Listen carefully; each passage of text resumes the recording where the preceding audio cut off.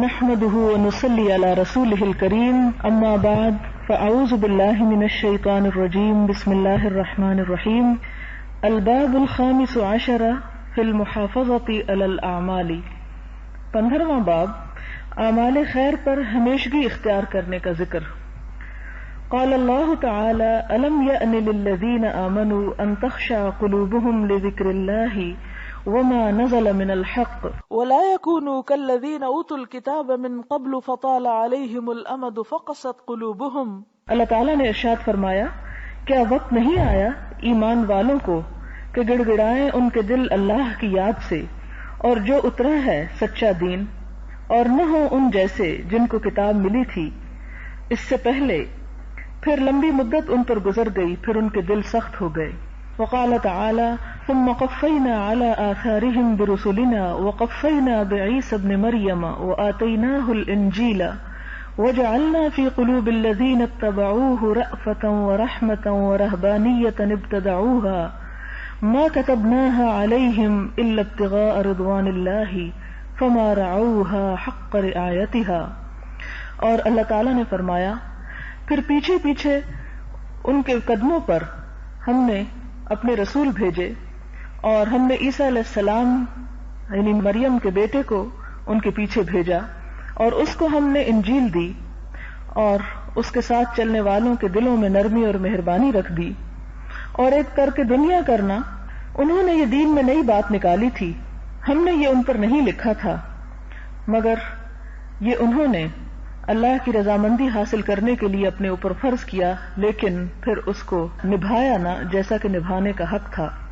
وقال تعالی ولا تكونوا كالتي نقضت غزلها من بعد قوة انكاثا، اور تم اس عورت کی طرح نہ ہو جانا جس نے اپنا کاتا ہوا سوت محنت کے بعد ٹکڑے ٹکڑے کر ڈالا۔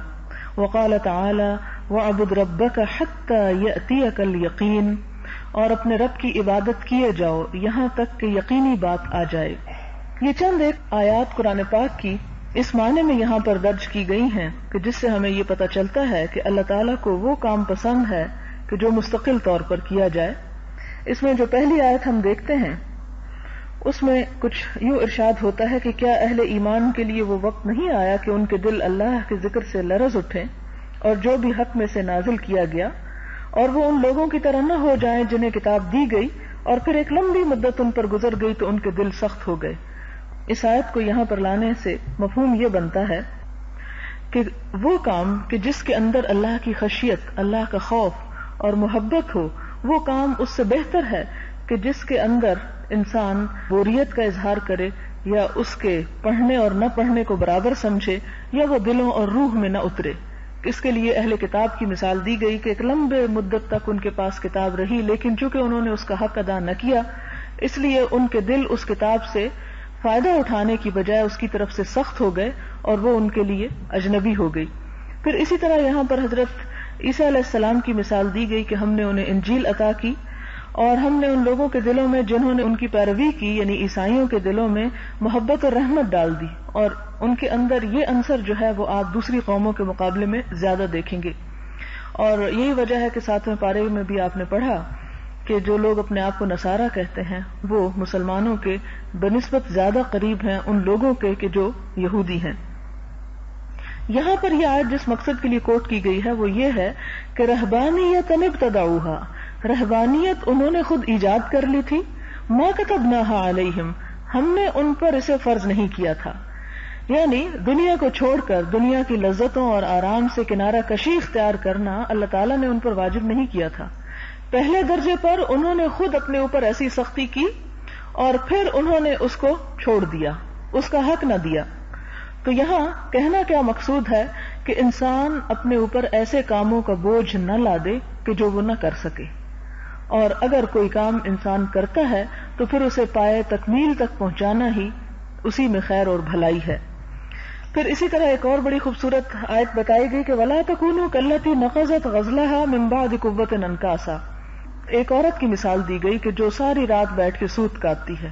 ہمارے یہاں تو اس کا رواج نہیں، لیکن آج کل بھی گاؤں میں ایسی بہت سی خواتین آپ کو مل جائیں گی جو دن کے ساتھ ساتھ رات کو بطور خاص مل جل کے جاگتی ہیں اور ساری رات یعنی ایک کام کو نپٹانے کی کوشش کرتی ہیں کیونکہ دن میں انسان کو اور بہت سے کام ہوتے ہیں، بار بار اٹھنا ہوتا ہے تو ایک کام پورا نہیں ہوتا.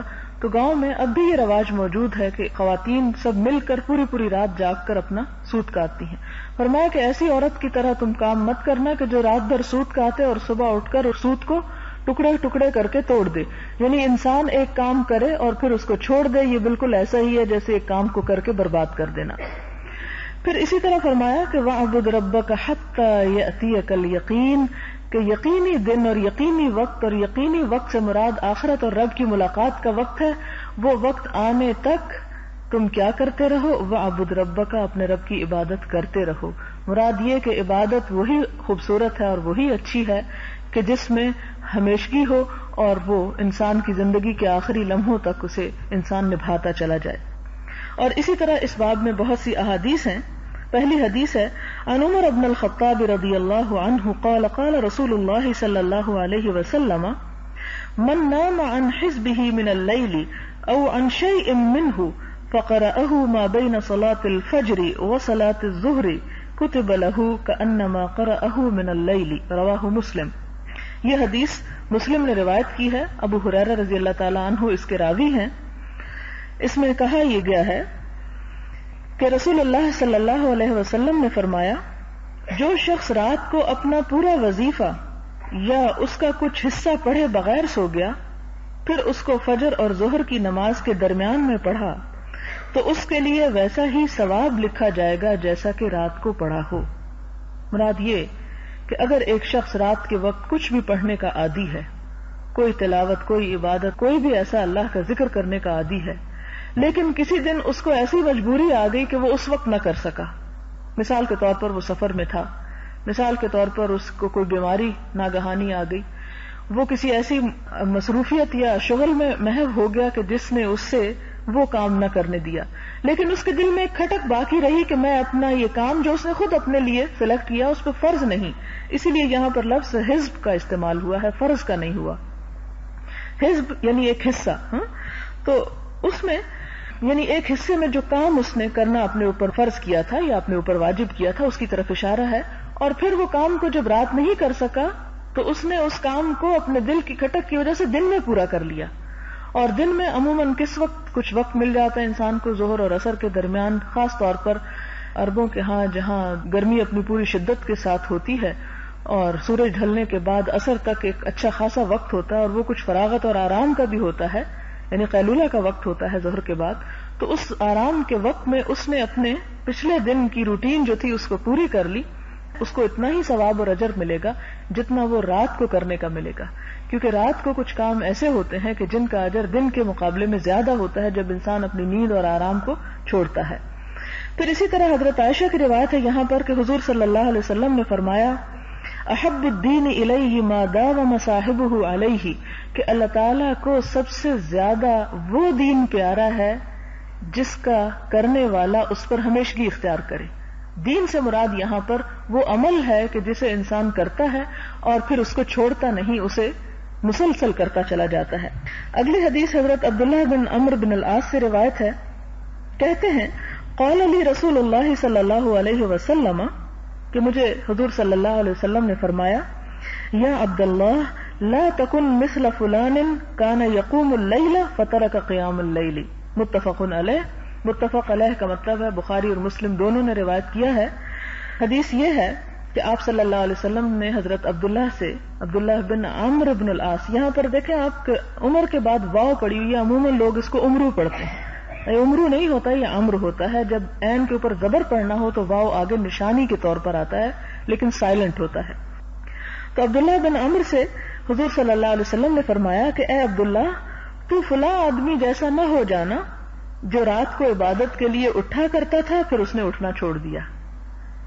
یعنی ایسا نہ کرنا، کیونکہ اللہ تعالیٰ کو پھر یہ بات ناپسند آتی ہے کہ کوئی اس کی طرف رجوع کرے اور پھر منہ موڑ جائے، پھر اس کام کو وہ چھوڑ دے، اسے ترک کر دے. یہ خدا تعالیٰ کو ناپسند ہے. یعنی اب رات کو دوبارہ اٹھنے سے مراد ہے تہجد پڑھنا. تو تہجد پڑھنا فرض نہیں ہے، لیکن فرض کے بعد سب سے پسندیدہ نماز جو ہے اور سب سے زیادہ محبوب نماز جو ہے اور ان اوقات میں خدا کی عبادت کرنا جو ہے وہ اللہ تعالیٰ کو بے حد پسند ہے. اور اس چیز کا ذریعہ بھی ہے کہ انسان اللہ تعالیٰ کا قرب حاصل کرے. اب وہ چیز جو انسان کو اللہ تعالیٰ کے قریب کر رہی ہے، اس قرب کی راہ میں پھر اگر اس کا نفس یا اور کام حائل ہو جاتے ہیں اور انسان اس چیز کو چھوڑ دیتا ہے. ذرا ہم اپنے بارے میں بھی تھوڑا سا سوچیں کہ مثال کے طور پر کوئی شخص آپ کا دوست ہے، آپ کے قریب ہے، لیکن آہستہ آہستہ وہ دور ہو جائے تو کیسا محسوس ہوگا؟ آپ کو ایک تکلیف دہ چیز محسوس ہوگی. اسی طرح کوئی بھی نعمت انسان کو ملنے کے بعد اگر اس سے دور کر دی جائے، ہماری اولاد ہی ہوتی ہے، اگر ہمارے قریب ہوتی ہے تو عام طور پہ بہت دفعہ مائیں قدر بھی نہیں کرتی، لیکن جب اولاد دور ہو جاتی ہے تو کیسی تکلیف ہوتی ہے. قدرت ایک محبت ہے نا، تو اللہ تعالیٰ تو اپنے بندے سے 70 ماؤں سے بھی بڑھ کے پیار کرتا ہے. تو نوافل ایک ذریعہ ہوتے ہیں اللہ تعالیٰ کے قرب حاصل کرنے کا، اور جب کوئی بندہ اس کے قریب ہوتے ہوتے دور ہونے لگے تو اللہ تعالیٰ کو اس بات پہ رنج ہوتا ہے. تو فرمایا کہ ایسا کام نہ کرنا کہ کرنے کے بعد اس کو رستے میں چھوڑ کے ادھورا پیچھے ہٹ جانا، کیونکہ یہ بات اللہ تعالیٰ کو پسند نہیں. وعن عائشہ رضی اللہ عنہا کان رسول اللہ صلی اللہ علیہ وسلم اذا فاتته الصلاة من اللیل من وجع او غیرہ صلی من النہار 12 رکعة رواہ مسلم. مسلم کی اس حدیث کا مطلب یہ ہے کہ حضور صلی اللہ علیہ وسلم کو جب رات تہجد کی نماز کسی وجہ سے، درد وغیرہ کی وجہ سے، کیونکہ آپ صلی اللہ علیہ وسلم جہاں نبی تھے وہاں انسان بھی تھے، تو انسان ہونے کے ناطے انسان پر جو تکلیف یا بیماری آتی ہے وہ آپ پر بھی آتی تھی. فرمایا کہ جب آپ کسی درد یا تکلیف کی وجہ سے رات کو تہجد کے لیے اٹھ نہیں سکتے تھے تو آپ اس کی جگہ دن میں 12 رکعت نماز پڑھ لیا کرتے تھے.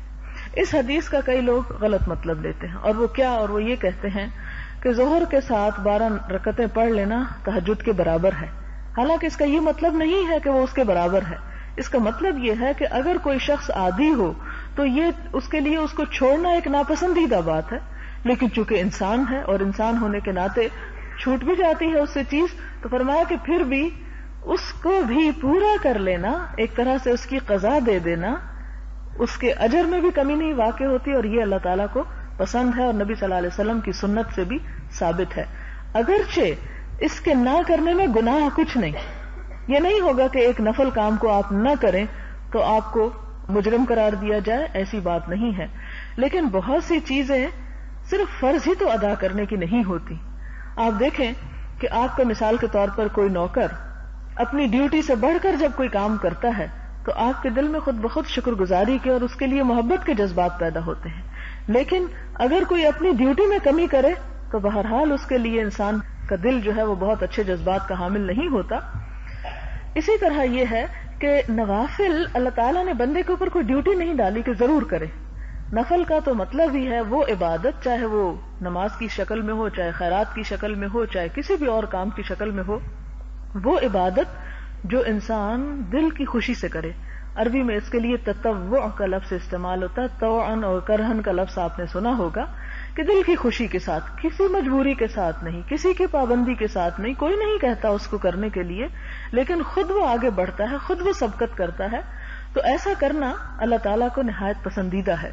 اور اگر کوئی شخص اس میں پھر کسی انسانی ضرورت اور کمزوری کی وجہ سے کمی کر جائے تو اللہ تعالیٰ کو یہ بات بھی پسند ہے کہ اس کمی کو کسی اور طرح پورا کر دے. مثلا عادت ہوتی ہے کچھ خاص دنوں میں، کچھ خاص مواقع پر، کچھ جگہوں پر کچھ اچھا کام کرنے کی، کچھ صدقہ خیرات بعض اوقات کرنے کی، بعض اوقات اور کچھ کسی کے ساتھ خیر خواہی اور بھلائی کرنے کی.